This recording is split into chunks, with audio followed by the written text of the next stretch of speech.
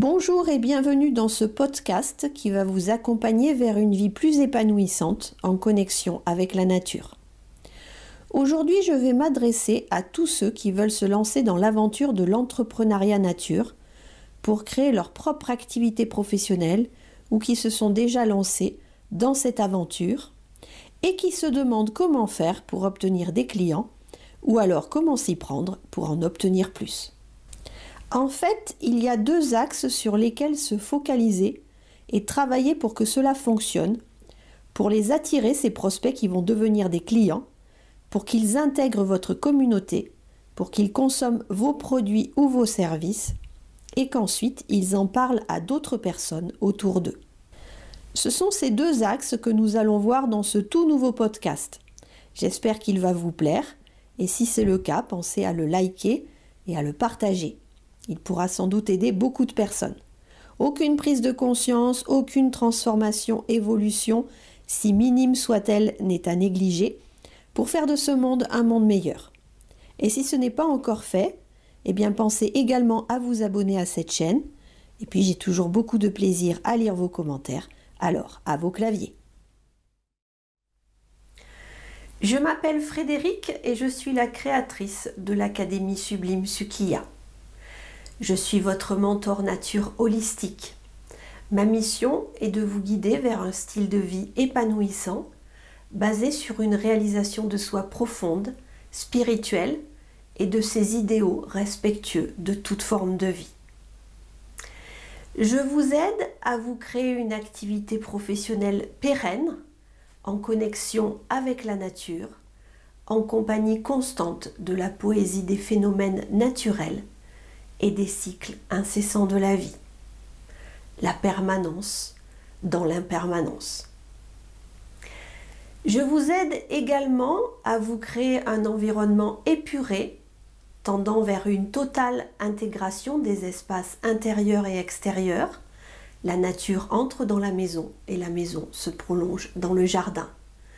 Avec une utilisation la plus large possible de matériaux naturels, d'éléments faits à la main de la meilleure qualité, des jeux d'ombre et de lumière, ainsi que des proportions élégantes.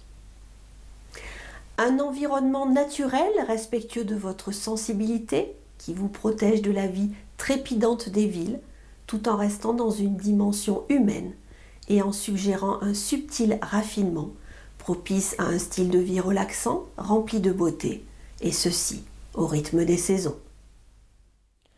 Comme je vous le disais précédemment, il y a deux axes à considérer et le premier, c'est évidemment vos futurs clients. Ici, le plus important est dans la manière dont vous allez vous adresser à eux. Sachez que décrire en détail votre activité dans les moindres détails et annoncer votre taux horaire est en fait le meilleur moyen pour ne pas obtenir de clients. Pourquoi ?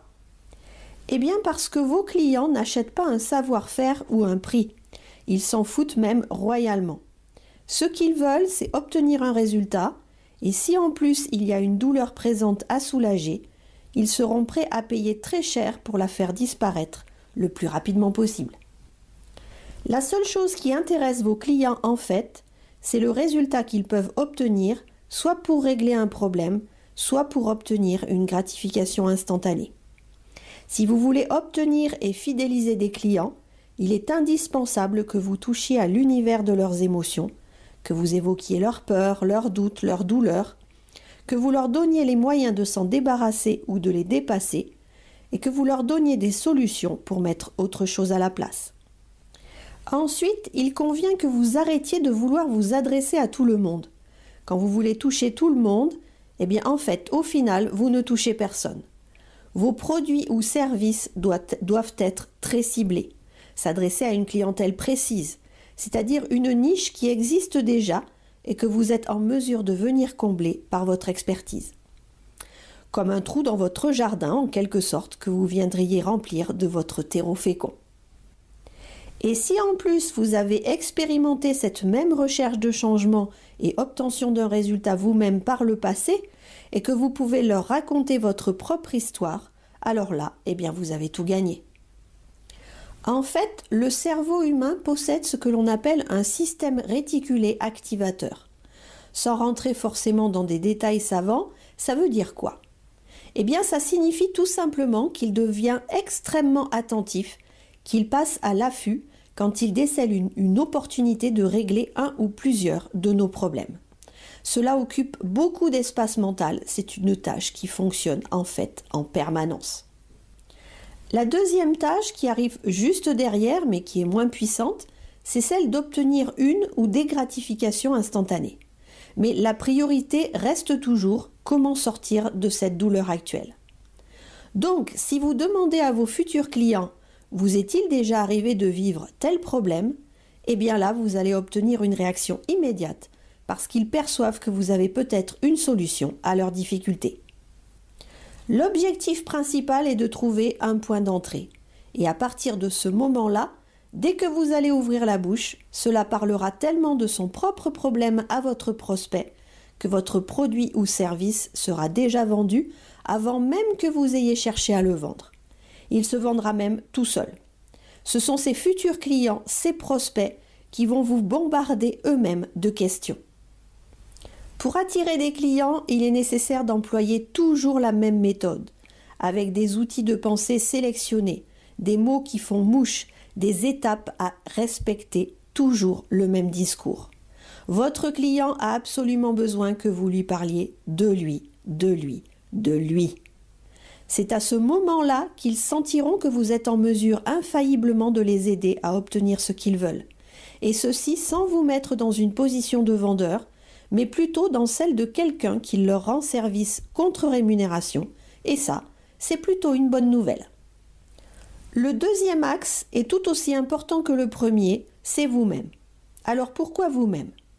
Parce que si vous croyez au fond de vous-même que vous n'avez pas le droit à l'appréciation, à la reconnaissance de votre valeur, eh bien c'est ce que vous allez récolter infailliblement.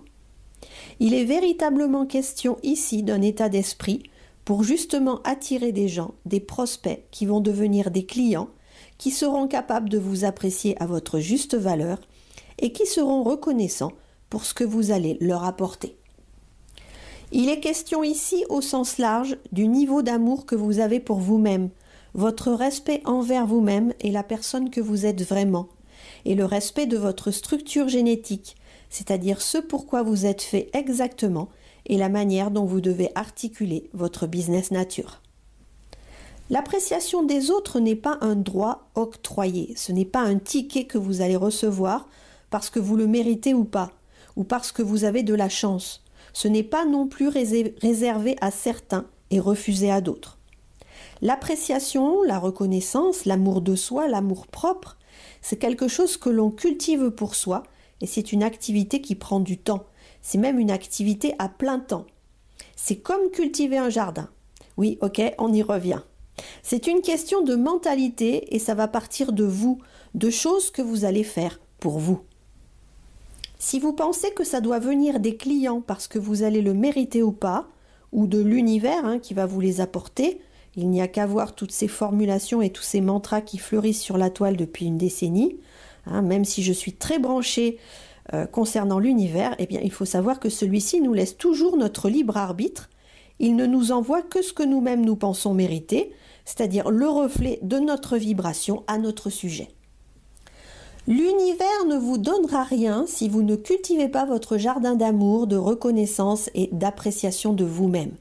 C'est vous et seulement vous qui allez cultiver.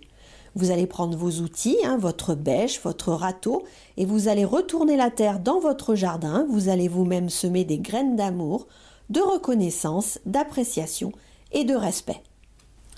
C'est très important d'avoir cette mentalité parce que tant que vous penserez que ça vient des autres ou de l'univers, eh bien rien ne va changer et les clients ne seront pas au rendez-vous.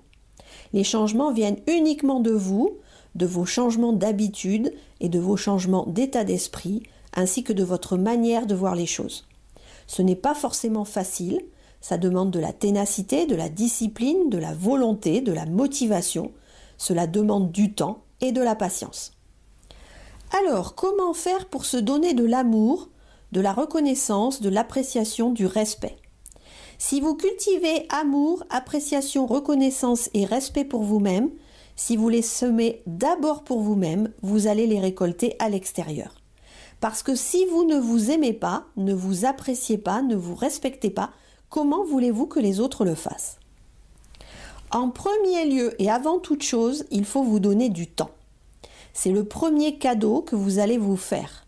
Vous allez vous offrir du temps pour vous transformer physiquement, mentalement et émotionnellement, pour évoluer dans tous les aspects de vous-même. Du temps pour travailler sur vous-même, pour débusquer vos peurs, vos doutes, vos habitudes limitatives, pour vous libérer du stress émotionnel.